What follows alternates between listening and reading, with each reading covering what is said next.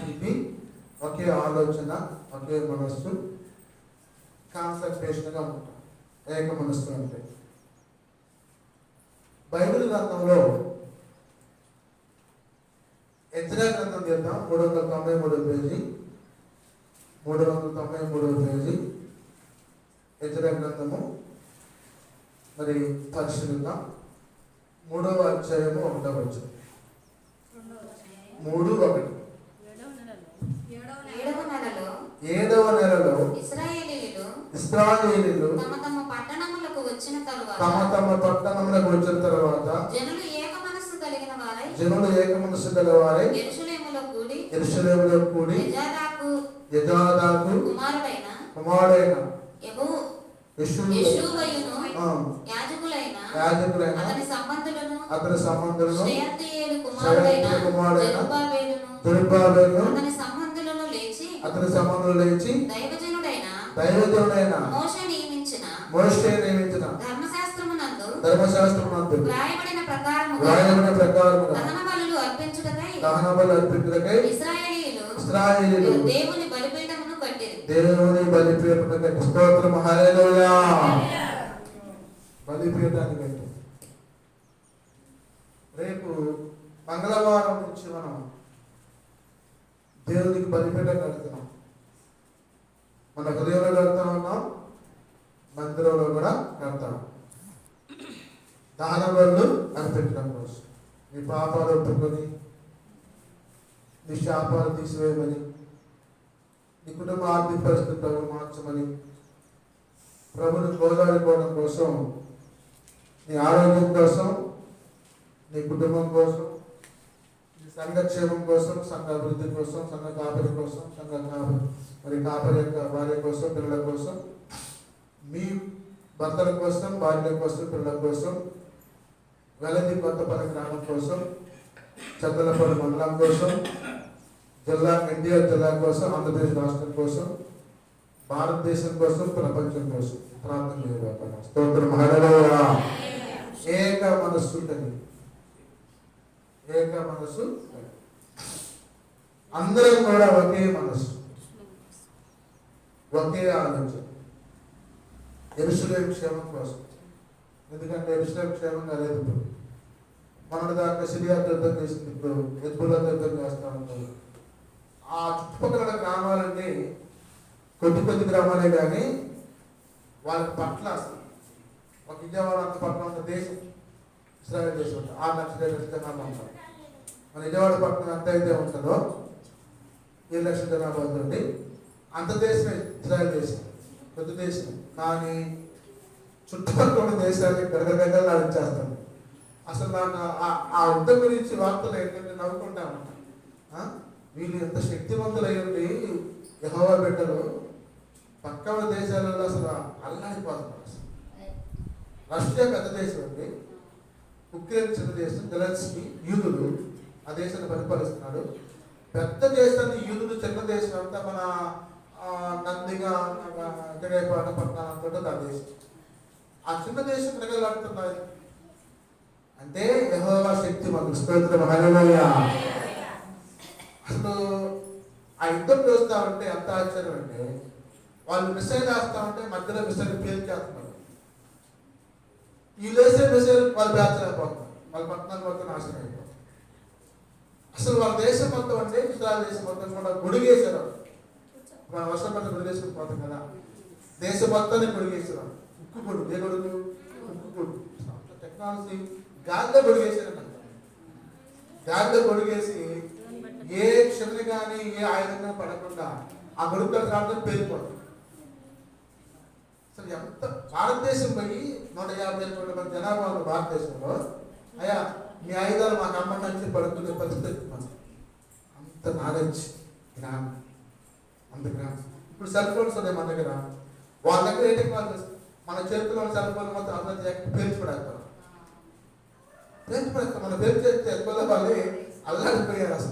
అసలు అంత టెక్నాలజీ, అంత నాలెడ్జ్, అంత విజ్ఞానం ఉన్నదే కొద్ది దేశమే, ఉన్నదే కొద్ది ప్రపంచానికి వెళ్ళాలి. అంత విజ్ఞానం ఉంది.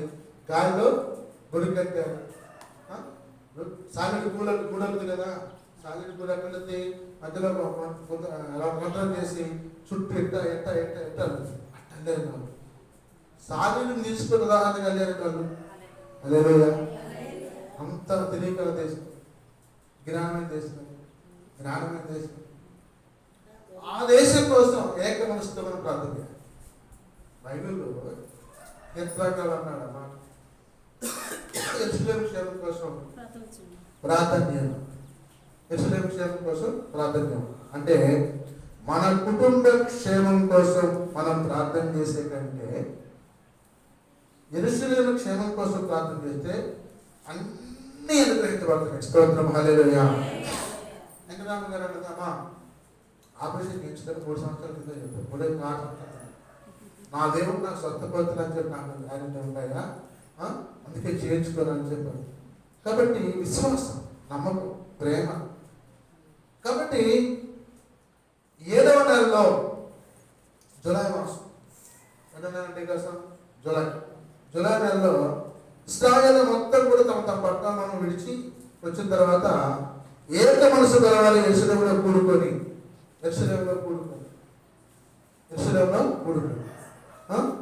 వాళ్ళు ఏం చేశారు? బలిపీఠం కట్టారు. నన్ను బలిపీఠం కడుతున్నావు, ప్రార్థన చేస్తున్నావు నీ కుటుంబం కోసం, నీ భర్త కోసం, నీ పిల్లల కోసం, నీ కుటుంబ క్షేమం కోసం, సంఘ క్షేమం కోసం, సంఘ కాపరి క్షేమం కోసం, ఆరోగ్యం కోసం, భార్యపిల్లల ఆరోగ్యం కోసం, భారతదేశ క్షేమం కోసం, ప్రపంచ క్షేమం కోసం, యెరూషలేము క్షేమం కోసం ప్రార్థన చేయాలి. స్తోత్రం, హల్లెలూయా. దేవుడు మాట్లాడుతూ ఉన్నాడు. ఆయన విడిచిపెట్టే దేవుడు కాదు, విక్రమపడే దేవుడు కాదు. అసలు ఇశ్రాయేలులకి అమెరికా కానీ, రష్యా కానీ, సిరియా కానీ, పాలస్తీనా కానీ, లెబనాన్ కానీ, ఇరాన్ కానీ, ఇరాక్ కానీ, ఐగుప్తు దేశం కానీ, ఏ దేశమైనా సరే చుట్టుపక్కల దేశాలు ఆ దేశం వైపు కన్నెత్తి చూడాలంటే గడగడలు నడిపోతుంది. ఏం లేదండి, మనం ఇప్పుడు కూర్చొని చర్చిలో మాట్లాడుకుంటున్నామా, వాక్యం చెప్పుకుంటున్నామా? పోయిన వారం వాక్యం చెప్పారా? పోయిన వారం వాక్యం మా వాక్యం కావాలంటే మొత్తం రికార్డు చేసి వినిపించి తీసుకొని చూపిస్తారు. వాళ్ళు గాలిలో ఉంది, గాలిలో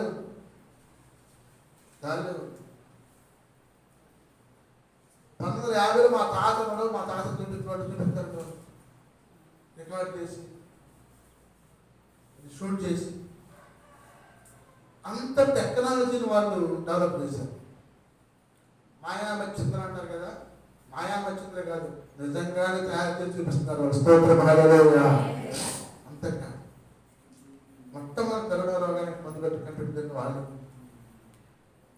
మన దేశంలో కరోనా సేవ అసలు లేదు. మన దేశంలో 3 కోట్ల మంది చచ్చిపోయారు కానీ ఆ దేశంలో లేదు.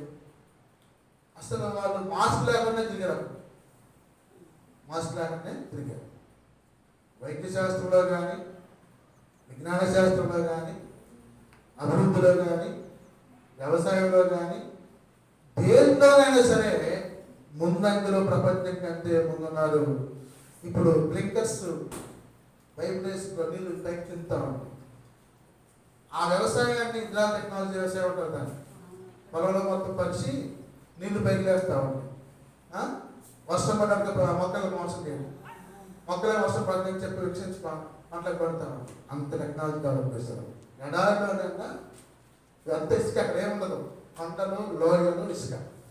మన ఉండే దేశం ఏం దేశం అంటే పంటలు, లోయలు, ఇసుక. ఆ ఇసుక మీదనే మట్టి పరిచి సారవంతమైన మట్టి పంటలో తొలగొచ్చి పరిపేసి ఆ పరుపు మీద వ్యవసాయం చేసి పంటలు పెంచుతున్నారు. స్తోత్రం, హల్లెలూయా. ఆ సారవంతమైన మట్టి పంటలో తీసుకొచ్చి ఆ యొక్క ఇసుక మీద పరిచేసి బ్లింకర్స్ చేసి నీటి సప్లై చేసి వ్యవసాయం చేస్తున్నారు. అంత అభివృద్ధి చెందిన దేశం. నా ప్రియులారా, నీవు బలిపీఠం కట్టాలంటే నీ కుటుంబం కోసం, నీ క్షేమం కోసం పురాతన స్థలాల్లో నిలిపి దేవుడు నిన్ను ఉదయంలో సాయంత్రం దానాలు అర్పించమంటారు. పురాతన స్థలం. ఈ వెలది కొత్తపురం గ్రామానికి ఇది పురాతన స్థలం, గడ్డ. పురాతన స్థలం గడ్డ. ఈ పురాతన స్థలంలో చేరి ఉదయం సాయంత్రం, ఉదయం అంటే మనం అందరం పనికి వెళ్తాం కాబట్టి సాయంత్రం పూట దహన బలుల్ని అర్పించమంటారు. ఏక మనసుతో, ఒకే మనసుతో, ఒకే ఆరాధన, ఒకే ఆలోచన, ఒకే పద్ధతి, ఒకే విధానం, అందరికీ ఒకే మాట. ప్రభు మాట్లాడుతామన్నాడు. జనులంతా యెరూషలేములోనంట కూడుకోమంటున్నారు. ఎజ్రా ప్రవక్తతో మాట్లాడి జనులందరూ యెరూషలేము తీసుకొచ్చి కూడబెట్టి, నీవు యెరూషలేము క్షేమం కోసం, యెరూషలేము యొక్క గుడారం కోసం ప్రార్థన చేయి, అక్కడ బలిపీఠం కట్టించి నాకు స్తుతులు, స్తోత్రాలు, ఆత్మబలు అర్పించమంటారు. మరి నీ ఆత్మబలుల్ని 40 రోజుల పాటు అర్పించడం కోసం సిద్ధంగా ఉన్నావా? ఒక్కసారి ఆలోచించు. ప్రభు మాట్లాడుతూ ఉన్నాడు వాక్యం ద్వారా. యెహెజ్కేలు గ్రంథము 694వ పేజీ 11వ అధ్యాయము 19వ వచనం.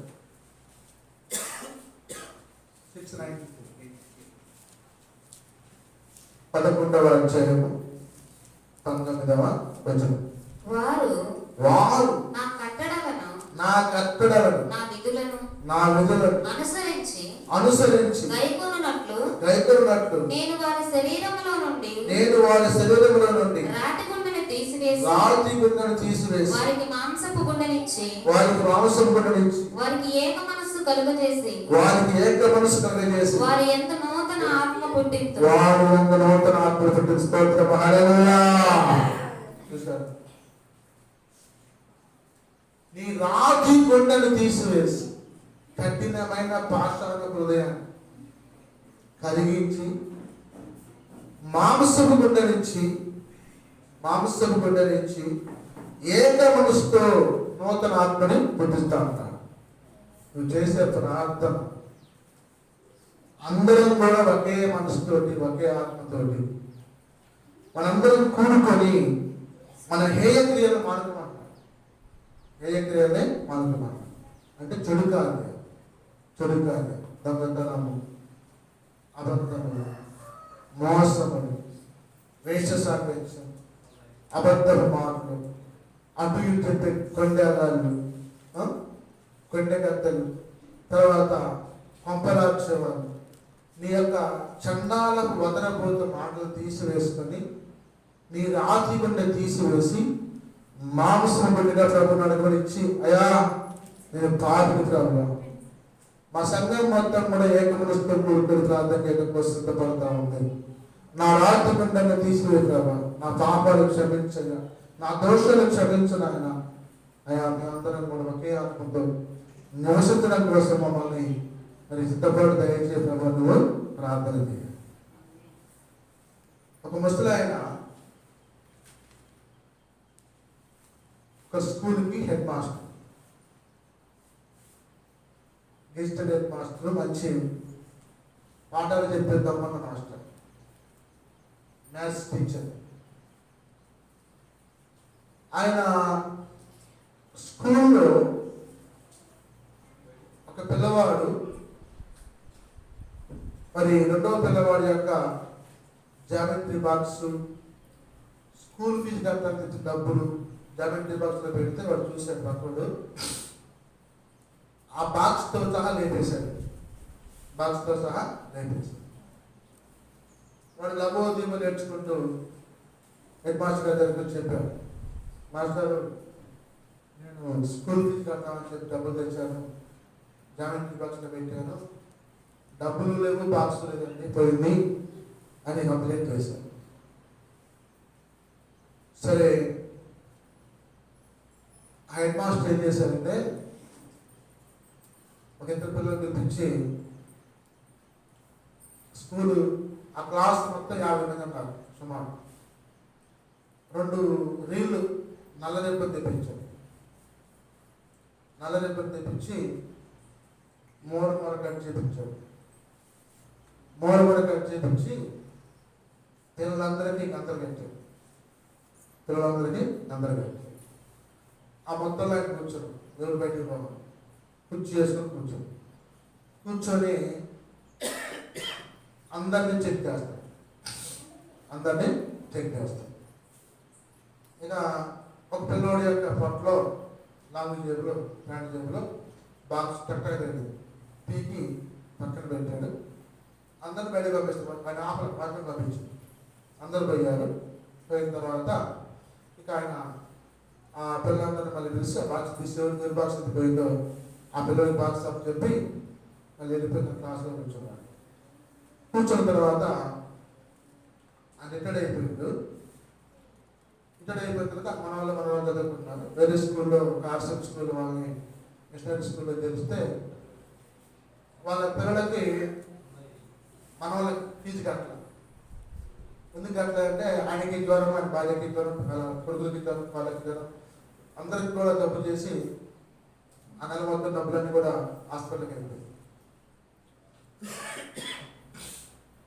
ఒక నెల తయారైంది అని చెప్పి అడుగుదా అని చెప్పి స్కూల్కి వచ్చి ఆమె అడిగితే ఒప్పుకోడు. హెడ్ మాస్టర్ ఒప్పుకోనేసరికి నీరసంగా కళ తీసుకెట్టుకుంటా బయటకు వచ్చి స్కూల్ బయటకు వచ్చి ఆ స్కూల్ బయట అనుకుంటే అక్కడ కూర్చొని చూస్తూ ఉంటాం. ఈ లోపల ఒక పెద్ద కారు ఒకటి వచ్చి ఆగింది.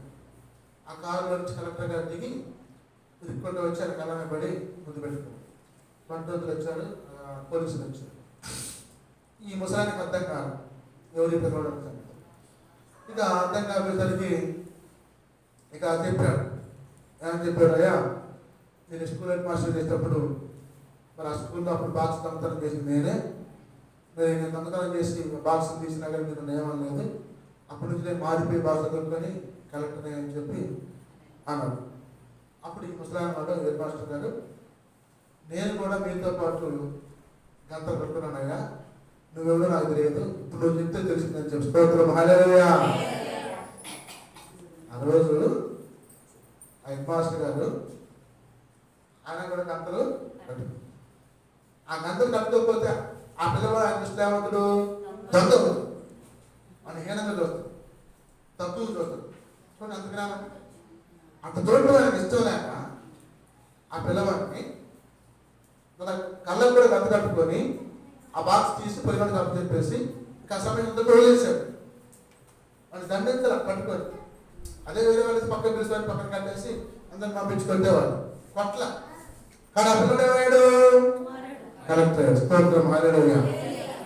అంటే మన పిల్లలు కూడా మన సంఘస్థులు కూడా ఒకరు తప్పు చేసినా కానీ వాళ్ళ యొక్క కఠిన స్వభావంతో రాతి బిడ్డలాగా ఉండి పొరపాటు చేసినా కానీ దాన్ని మనం క్షమించి తెలియనట్టుగా ఉంటే ఆ నీ యొక్క తెలియనితనమే వాళ్ళ మార్పు తీసుకొచ్చింది. స్తోత్రం హల్లెలూయా. నూతన స్వభావాన్ని పుట్టించుద్ది, నూతన ఆత్మని పుట్టించుద్ది. మరి ఆయన అప్పుడు ఏడ్చాడు, ఆ కలెక్టర్ గారు పట్టుకుని ఏడ్చాడు. ఆయన ఎంత అభివృద్ధి చెందావా అని చెప్పారు. మాస్టర్ ఎందుకు వచ్చారు అని చెప్పంటే ఇట్లా మనలో ఫిఫ్టీ కట్టాలన్నా ఆమె ఇక్కడ మేడం గారి విషయంలో మాట్లాడాలంటే అప్పుడు కలెక్టర్ గారు అన్నీ ఆ మాస్టర్ ఫీజు మొత్తం నేను కట్టేస్తాను అంతా చెప్పి ఆయన తీసుకుని చెక్ రాజు ఇచ్చేసి వెళ్తాడు. చూసారు, నువ్వు చేసిన సహాయం దేవుడు అనేది వాడు ఉంటే నీ అందు విడిచిపెట్టేవాడు కాదు. నీ దేవుడు విడిచిపెట్టడు. ఒక్క సహాయం చేశాడు ఆ నీతితో దండించలేదు. తన కష్టకాలంలో దేవుడు ఆయనకి అండగా వచ్చి ఆ రాతి బండ లాంటి ప్రిన్సిపల్ యొక్క హృదయాన్ని అప్పుడు కూడా తగ్గించవచ్చు. ఆయన కళ్ళగా పెట్టేస్తుంది. అయ్యా మీరు గొప్పగా అంత యథాష్టంగా నాకు తెలియక మిమ్మల్ని ఇబ్బంది పెట్టాను, క్షమించదని చెప్పాను, క్షమాపణ. మరి మన జీవితాల్లో కూడా మన పిల్లల కోసం మనం ఏక మనసుతో ప్రార్థన చేయాలి. ప్రభువా నా భర్త కోసం ప్రార్థిస్తున్నాను, నా భార్య కోసం ప్రార్థిస్తున్నాను అయ్యా, మరి వారు నీ కట్టడలను నీ విధులను అనుసరించాలయ్యా అని ప్రార్థన. నీ కట్టడలను వారి శరీరంలో నుంచి రాతి కొండను తీసివేసి మాంసం కొండని ఇవ్వయాన్ని ప్రార్థించు. గది గ్రామం కోసం, కొత్తపల్లి గ్రామం కోసం కఠినమైన శివలాగా రాతి కొండను తీసివేసి మాంసం కొండలు ఇచ్చి ఏక మనసుతో గ్రామం మొత్తం కదిలించి కూర్చొని ప్రార్థన చేయాలి. ప్రార్థన పరిస్థితుల్ని మార్చివేస్తుంది. అప్పుడేలాగా అందుకే అంటాడు ఆయన, మరి మీరు విగ్రహాలు తీసివేసి తాము చేయించిన హేతులు చేయటం మానివేయమంటాడు. పై వచ్చినప్పుడు ఏ గ్రహాలు అంటే ఇక్కడ అబద్ధం విగ్రహం ఉంది, దొంగతనం విగ్రహం ఉంది, మోసాలు చేసే గ్రహం ఉంది, టీవీ సినిమాలు చేసే గ్రహం ఉంది, అబద్ధపు మాటలు మాట్లాడే గ్రహం ఉంది, భూమికి మాటలు మాట్లాడే గ్రహం ఉంది. వాటన్నిటి తీసివేసి మానుకో ప్రభు మాట్లాడుతున్నాడు. ప్రభు నేను హెచ్చరిస్తున్నాను, నా సహోదరి, ఇకనైనా దేవుని తట్టు తిరిగి ఏక మనసుతోటి మరి ప్రార్థన చేస్తే దేవుడు నీకు నూతన ఆత్మను పుట్టిస్తుంది, నూతన ఆలోచనల్ని పుట్టిస్తుంది, నూతన శరీరాన్ని పుట్టిస్తుంది. అంటే ప్రభు మాట్లాడుతూ ఉన్నారు, ప్రతి విషయంలో కూడా దేవుడికి తోడని సహాయం చేసే దేవుడు, విడిచిపెట్టేవాడు కాదు, అన్యాయస్తుడు కాదు. కాబట్టి నా పిల్లలు చూడండి, ఇక్కడ లూకాసు సువార్త 14వ అధ్యాయం 18వ వచనం తీయండి. లూకాసు సువార్త 14వ అధ్యాయము 18వ వచనం తీయండి. అయితే వారందరూ ఏక మనస్సుతో నెపములు చెప్పసాగిరి. మొదటివాడు నేను ఒక పొలము కొని ఉన్నాను, అవశ్యముగా వెళ్ళి దాన్ని చూడవలెను, నన్ను క్షమింపవలెను వేడుకొనుచున్నాను. ఇక్కడ ఒక చిన్న మాట చెప్తాను నేను, ఒక మనుషుడు అంటామా గొప్ప విందు ఏర్పాటు చేసిందంట. గొప్ప విందు ఏర్పాటు చేసి అనేకులు పిలిచాడు. విందు కాలం వచ్చింది, అతడు ఇప్పుడు సిద్ధమై ఉన్నది, రండిని పిలువబడిన వారితో చెప్పుటకు తన దాసుని పంపాడు. మరి మన కుప్పాల్లో ఒక పెళ్లి జరిగింది, బందిగాలో చేశారు వాళ్ళు. ఊరంతా భోజనాలు, అందరూ వాళ్ళు ఏం చేశారంటే ఆటోలు పెట్టి జనాన్ని మొత్తాన్ని తోలితే అందరూ భోజనం చేసి పిల్లలు ఆనందించి వచ్చారు. ఇక్కడ కూడా ఒక మనుషుడు విందు చేశాడు. విందు చేస్తే ఆ విందుకి ఆ గ్రామాన్ని మొత్తాన్ని పిలిచాడు. పిలిస్తే ఒకడు అంటాడు, మరి వారందరూ కూడా ఏకమనసుతో నెపములు చెప్తున్నారు. నెపాలు చెప్తున్నారు. నెపాల్ అంటే ఏంది? సాకు, వంకులు సాకు, అబద్ధాలు సాకు. నాకు పరంత కానీ ఇప్పుడే వస్తా ఉందని చెప్పి మహానుభావులు ఈ సాకులు చెబుతున్నారు ఏకమనసుతో, అందరూ ఒకే మనసుతోటి. ఇప్పుడు మేము అక్కడ చక్కగా భోజనాలు ఏర్పాటు చేసాం, బిర్యానీ చేసాం, చికెన్ చేసాము, సాంబార్ చేసాం, గోంగూర చట్నీ చేసాం, పప్పు చేసాం, మంచి వంట చేయించాం. నేను ఎప్పుడు బాగున్నా వాళ్ళ స్వాతంగా అమ్మగారు కానీ రాని బాగా అంటారు కాదమ్మా, సాకులు చెప్పాలి నేను మీ పని మీరు చేసి రండి అని చెప్పారు. వాళ్ళు ఏమంటారు, వస్తారు అంటారు. వస్తున్న తర్వాత ఆ క్రైస్తవులు పోయిన మన తినాల, మన హిందువులు అయితే ఆ తక్కువ కులం వాళ్ళకి పోయిన మన తినాల, మన ఎక్కువ కులం వాళ్ళు అయితే నా ప్రతిని లోపల పెట్టుకొని వాళ్ళు రాకుండా ఉంటారు.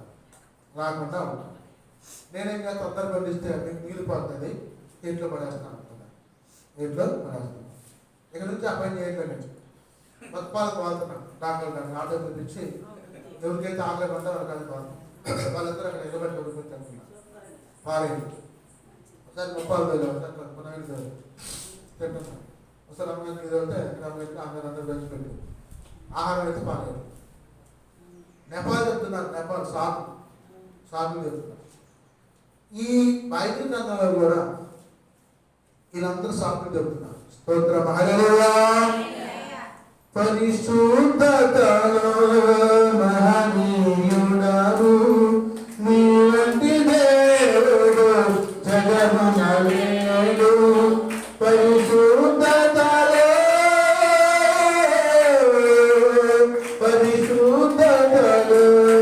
మహనీయుడవు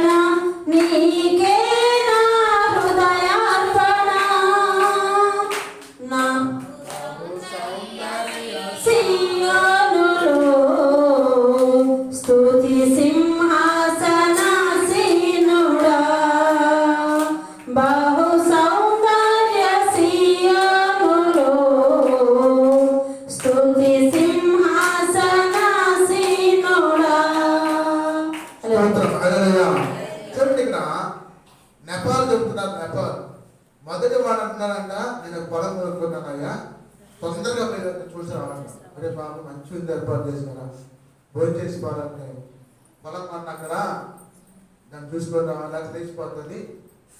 ఏం పోతుంది, లేచిపోయి ఉండదు అక్కడ ఉండదు. ఇది పోయి చూస్తే కానీ ఉండదు అక్కడ. వాడి బాధ వాడు.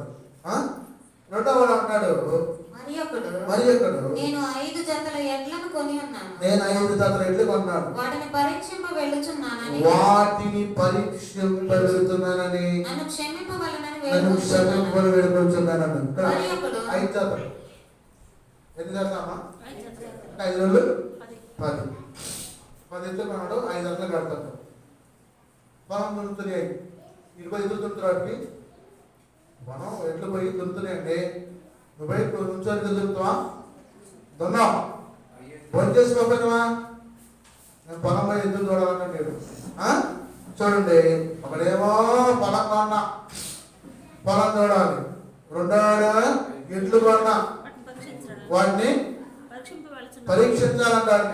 డాక్టర్ అమ్మా నేను పరీక్షించాలి. చూడండి, మూడోవాడు నేను ఒక స్త్రీని వివాహం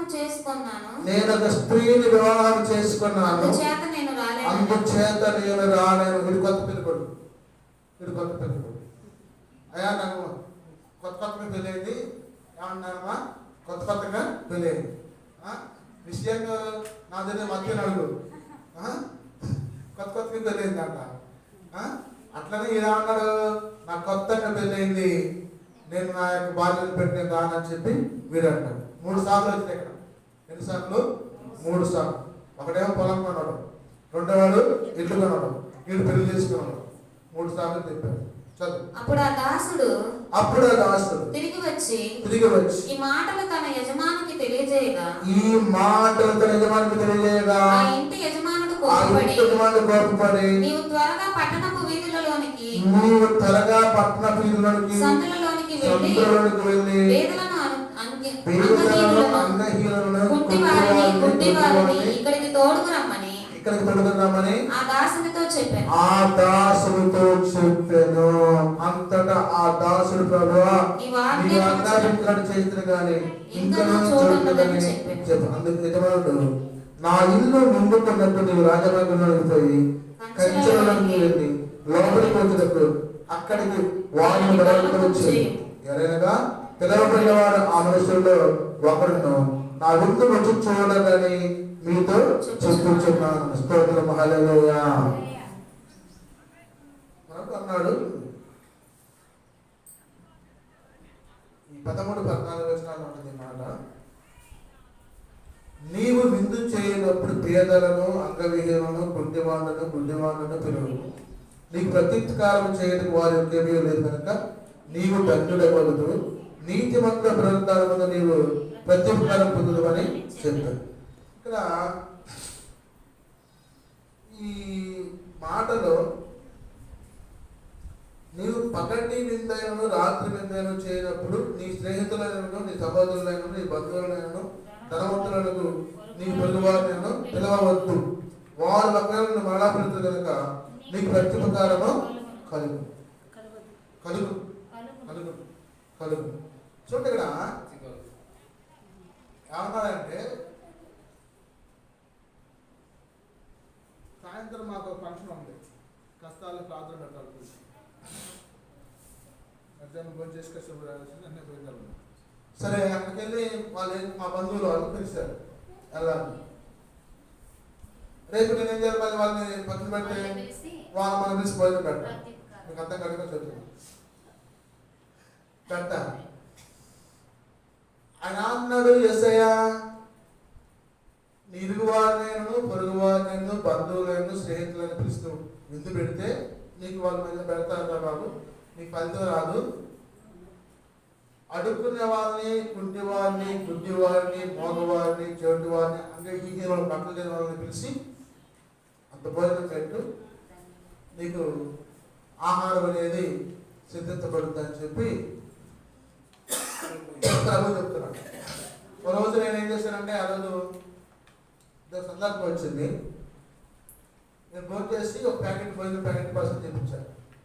ఫుల్ తెలిసే చెప్పించి వాటర్ ప్యాకెట్ పెట్టాం. ఊరికే తాను కూర్చొని చూస్తున్నా చిల్ల కొట్టుకాడు సెంటర్లో గాంధీ సెంటర్లో కూర్చొని చూస్తాం. ఒక ముసలం అడుక్కుంటూ వచ్చాడు. ఆమె సర్చించి దీంట్లో అన్నం ఉంది, దీంట్లో మొత్తం ఇవన్నీ పంపించి చూపించారు. స్తోత్రం హల్లెలూయా. ఆ ప్యాకెట్ తీసుకుపోయి ఆ పక్కన కూర్చొని ఆమె భోజనం చేసింది. ఇప్పుడు నేను నాతో కూడా కాలేజీ లెక్చరర్స్ ఉన్నారు. అన్నం చేస్తే మ్యాథ్స్ చదివించారు కొన్ని. ఆ మ్యాథ్స్ ఏం చేస్తారు? మొదలు చెప్పారు ఒక రోజున నాకు అన్నం తెచ్చుతారు.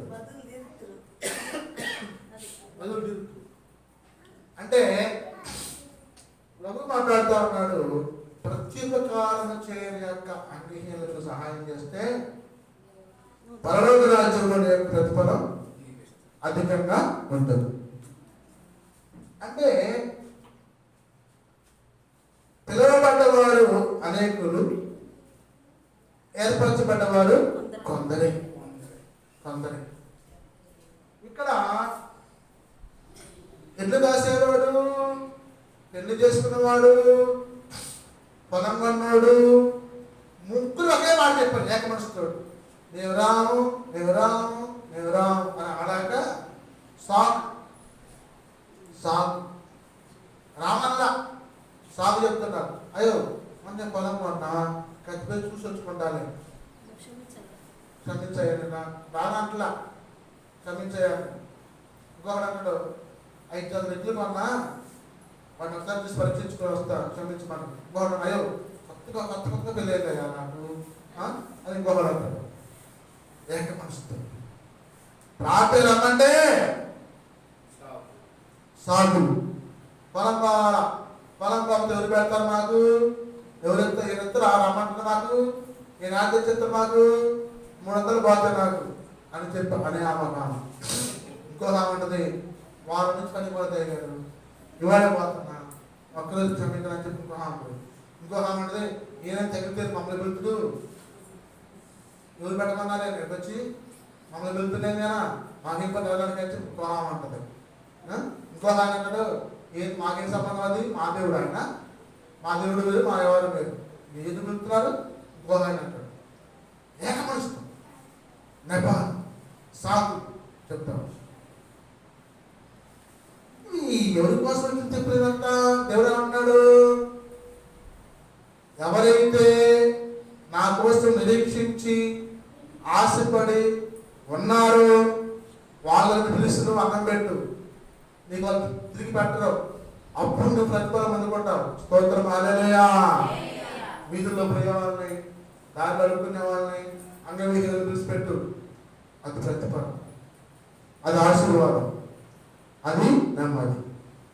నందిగామలో చాలా విందులకు వెళ్తే సుమారు 1000 మందికి భోజనాలు చేస్తే 200 మంది ఎలాంటి నుంచి పోతేస్తారు. తెలంగాణ వచ్చి కూర్చొని తింటా ఉంటారు. నిద్ర కూర్చొని ఏమంటారు? కాబట్టి మరి నీకు ప్రత్యుపకారం చేసే వారికి ఉపకారం చేయకుండా ప్రత్యుపకారం చేయని వారికి ఉపకారం చేయమంటాడు దేవుడు. స్తోత్రం హల్లెలూయా. చూడండి అపోస్తల కార్యంలో 2వ అధ్యాయము 46వ వచనం.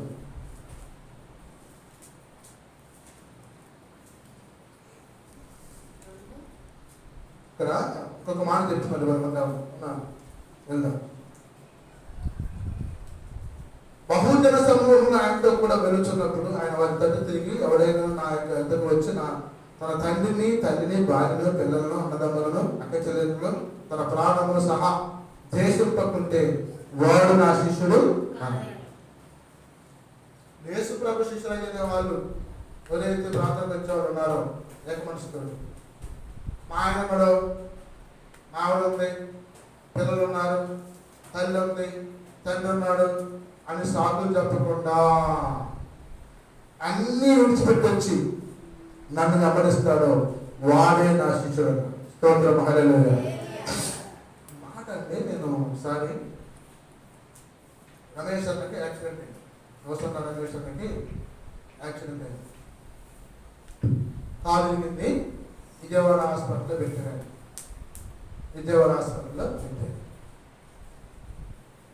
పెడితే ఇప్పుడు సిస్టర్స్ ఉంటారు, వాళ్ళ కాడ బ్రదర్స్ ఉంటారు, వాళ్ళందరూ వచ్చి అక్కడ సేవ చేస్తున్నారు. మంచి లేని వాళ్ళు, కారణం వాళ్ళు, మందు లేని వాళ్ళు, అన్నం పెట్ట వాళ్ళు చేస్తున్నారు. ఈ లోపల వాళ్ళ అక్క, తమ్ముడు, నాన్న, అమ్మ అందరూ ఏడ్చుకుంటూ బయటికి వచ్చి అన్నీ పడి వెళ్తున్నారు. నెల్లూరు నుంచి నెల్లూరు వచ్చి వెళ్తున్నాం. ఏం చిరాకన్నాడు లేదా ఆయన అయిపోయింది పోండి అన్నాడు. ఇక అయిపోయింది పోండి అన్నాడు. ఏందిరా పెద్దవాళ్ళు అంటా అన్నామంటే, నాకు సేవ చేయడం కోసం నా మా వాళ్ళు ఉన్నారులే, మీ దారి మీరు పోండి, వచ్చారో చూసారు పోండి. అదే అందరూ ఉంటారా నీ కాడ? వద్దొద్దు, నా తల్లి వద్దు, తండ్రి వద్దు, అన్న వద్దు, తమ్ముడు వద్దు, నాకు దేశాలు ఉన్నా, నా దేవుడు నాకు చేస్తాను కానీ మీరు పోయినాను. వాళ్ళు పెద్ద మొహాలు వేసుకుని ఆ పని మరి బయట లాగా మొహం మార్చుకొని పోయారు. అంటే ఒక సేవకుడు మన తల్లిని, తండ్రిని, అన్నదమ్ముల్ని, అక్క చెల్లెల్ని విడిచిపెట్టి యేసు ప్రభుని వెంబడిస్తున్నాడు. స్తోత్రం, హల్లెలూయా. మనమైతేనా ఈ కూర్చే మా అమ్మాయికి, ఇదేమో మా పక్కంటానికి, ఇదేమో నాకు 6 కుర్చీలు 4 జాబితా పెట్టుకుని కూర్చుంటారు. 6 కుర్చీలు పాపం ఎక్కడి నుంచో ఆర్డర్ దగ్గర మొత్తం కింద కూర్చుంటారు. ఇక ఇది కూర్చుని కాలు తీయరు, ఆత్మలు కూర్చుంటారు. వాళ్ళు ఎప్పుడో వరకు వాళ్ళు కూర్చోబెడతారు. ఇప్పుడు దేవుని మందిరానికి వచ్చినప్పుడు తగ్గించుకునే స్వభావం ఉంటారు. నీకు చేయలు లేకపోతే కింద కూర్చోను కదా, కుర్చీ కోసం మాట్లాడుకుంటారు. అప్పుడు నేను చూసి అక్కడ అక్కడ కుర్చీ కోసం మాట్లాడుకుంటారు. ప్రభు యొక్క సిద్ధాంతం తెలుసుకోవాలి. మరి ఎవడేమో తన శిలువను మోసుకుని నన్ను వెంబడింపగలదా వాడు నా శిష్యుడు కాలేడు. ఎవడైనా తన శిలువను మోసుకుని ఆయన వెంబడించకపోతే ఆయన శిష్యుడు కాదు. యేసు ప్రభువుని వెంబడించాలంటే నీ శిలువను మోసుకొని ఆయన వెంబడించాలి. మాటకు అర్థం తెలుసా? యేసు ప్రభు శిలువ మోసాడు, మీరు మోసారా? మీ బ్రతుకు భారం శిలువ, నీ జీవితపు శిలువ, నీ యొక్క బరువు భారాలున్న శిలువ మోసుకొని ఎవరు గమనించాలి? ఇప్పుడు యేసు ప్రభుని గమనించాలి. నీ చింత యావత్తు ఆయన మీద వేయడు. ప్రభుని క్రీస్తు యేసు మహిమేశ్వరంలో నీ ప్రత్యవసరము తీర్చుకున్న. స్తోత్రం, హల్లెలూయా. నువ్వేం మేధస్సులు మాత్రం అవసరం, ప్రభు మీద ఇట్లా, ప్రభు మీద ఇట్లా. అప్పుడు ప్రభు నుంచి ఎంత సహాయం చేస్తారో, ఎంత మాట్లాడతారు నీకు అండి? ప్రభు నీకు ఎంత సహాయం చేస్తారో చెప్పండి. కాబట్టి నా శిలువ మోయొచ్చు నీ శిలువ నీడను విశ్రమింతుము అంతవరకు. నా శిలువ మోయొచ్చు నీ శిలువ నీడను విశ్రమింతుము అంతవరకు. హల్లెలూయా యేసయ్యా నీకు స్తోత్రమయా, హల్లెలూయా యేసయ్యా నీకు స్తోత్రమయా. మహాగణుడవు మహోన్నతుడవు పరిశుద్ధ స్థలములోనే నివసించువాడవు. కృపా సత్య సంపూర్ణమై మా మధ్యలో నివసించువాడయమా. నన్ను పరిశుద్ధ పరచుట నీ ధర్మమా. మహాగణుడవు మహోన్నతుడవు పరిశుద్ధ స్థలములోనే నివసించువాడవు. స్తోత్రం, హల్లెలూయా. ఆశలో పోయొచ్చు నీ శిలువ నీడను విశ్రమింతును అంతము. ప్రభు అన్నాడు, నీ శిలువ మోసుకొని నన్ను వెంబడించు, నన్ను వెంబడించు. అప్పుడు నువ్వు చేసే పనులు సఫలీకృతం అవుతాయి. చూడండి, మరి ప్రభు విషయంలో ఆయన మీలో ఎవరికైనా ఒక గోపురము కట్టింపగలగల దాన్ని కొనసాగించడం కావాల్సినది తన ఎంత ఉన్నదో లేదో అని కూర్చుండి తగులబడి మొదట లెక్క చూసుకున్నా, చూసుకుని అతను దాన్ని పునాది వేసి ఒకవేళ దాన్ని కొనసాగింపలేక పోయినందున చూసేవాడు ఏమంటారు? చూసేవాడంటారు ఈ మనుష్యుడు కట్ట మొదలు పెట్టిన కానీ కొనసాగింపలేకపోయినని అతన్ని చూసి ఎగతాళి చేయసాగుదు. ఇప్పుడు నేను ఈ వరండాకి స్లాబ్ వేయాలని చెప్పి అనుకుంటున్నాను. రేగులు అయితే 1,00,000 వచ్చినాయి వేయించాను. స్లాబ్ అయితే 3 లక్షలు వస్తాను. 3 లక్షల రూపాయలు చూసుకుంటేనే దిగాల, నాకు పని కాదు. అయితే అమ్మా నూనె ప్రార్థన చేశా, ఆ స్తంభం లేదు, ఈ స్తంభం లేదు, ఈ స్తంభం లేదని చెప్పి నేను ప్రార్థన చేసుకుంటాను అనుకోండి. మీరేంది నాకు స్తంభం చూపిస్తుందో, నేను పోయేది 200 రూపాయల కూలి, 300 రూపాయల కూలి, ఆ స్తంభం 1,00,000 కూర్చుంటుంది, నేను అర్థించుకెళ్తే నా స్తంభం అని చెప్పి అనుకుంటాం మనసులో అనుకోండి.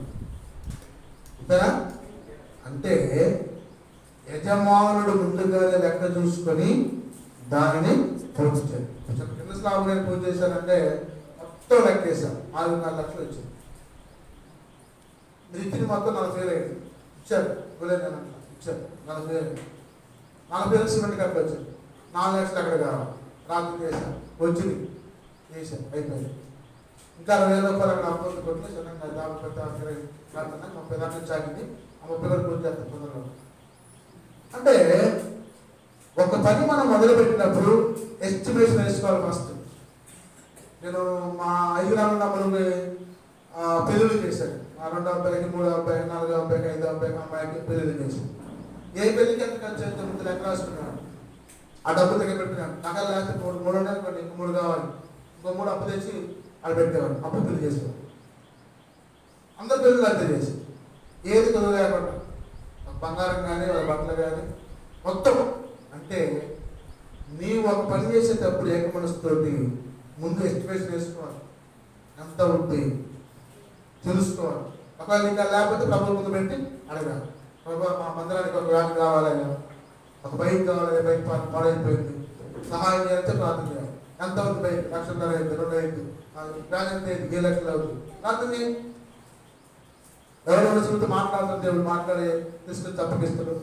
అంటే నీ కుటుంబంలో కూడా నీకు బియ్యం కావాలన్నా, సరుకులు కావాలన్నా, అనారోగ్యంటే హాస్పిటల్కి వెళ్ళాలన్నా, బట్టలు కావాలన్నా ముందు అంచనావే రాసుకో.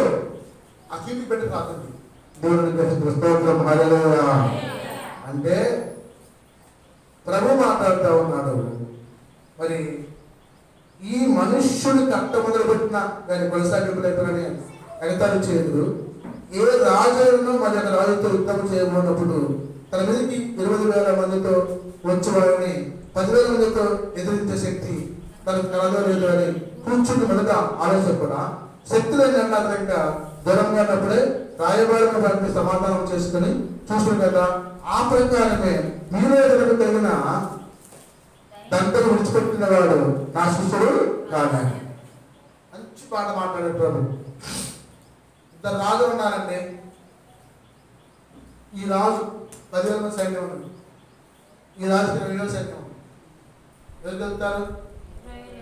20,000 వెళ్తారు. అప్పుడు ఈ 10,000 పోయి భయభారం పంపుతాయా, నీకు యుద్ధం చేయండి, నేను సంవత్సరానికి 1,00,000 రూపాయలు పంపిస్తాను గిఫ్ట్గా తీసుకోమని చెప్పి చెప్పింది. ఆ యుద్ధం చేసినాక అందరూ ఎక్కువ అవుతారే, వాడు జీవితాన్ని పంపిస్తాను కప్పం, దాని అంటే కప్పం అంటారు. తీసుకున్నారని చెప్పి వదిలిపెట్టిపోతే సంవత్సరం 1,00,000 రూపాయలు సంపాదించి చేద్దాం. ఎందుకు? పర్వాలేదు కాబట్టి, రాజ్యం వచ్చి ఆకర్షిస్తారు కాబట్టి. ప్రభు అంటాడు. మరి లోకంలో ఉన్న రాజులు ఇలా ఆలోచిస్తూ ఉంటే ఆ ప్రకారమే మీద ఒక తనకు కలిగిన దంతా విడిచి పెట్టని వాడు నా శిష్యుడు కానీ. ప్రభు సేవ చేయాలంటే మొత్తం విడిచిపెట్టాలి. అన్నదమ్ముల్ని, అక్కడిని, బంధుమిత్రులు, స్నేహితుల్ని విడిచిపెట్టాలి. అప్పుడు చూడండి, ఉప్పు మంచిదే కానీ ఉప్పు నిస్సారమైతే దేని వల్ల దానికి సారం కలుగును? అది భూమికైనను ఎరువుకైనను పనికిరాదు. కనుక దానిని బయట పారవేతులు వినుటకు చెడుగల వాడు ఉండగానే వారితో చెప్పారు.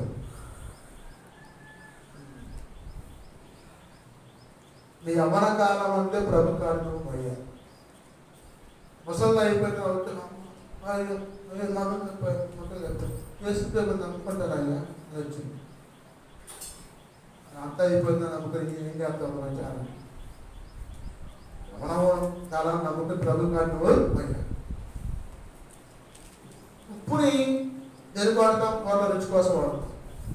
ఉప్పు పదార్థాలు ఏమో చేస్తుంది, కూరలో రుచి వచ్చింది, ఆహార పదార్థాలు నిలవచ్చుంది, శుభ్రం చేస్తుంది. బట్టలు కూడా ఉప్పు ఉప్పు వేస్తారు శుభ్రంగా. అదే ఆ ఉప్పు ఏమైపోయిందంటే నీళ్ళు పడి మొత్తం నీళ్ళు అయిపోయి కాలిపోతుందండి. ఉపయోగపడుతుందా? బయట పారేస్తాం, తొక్కుతారు.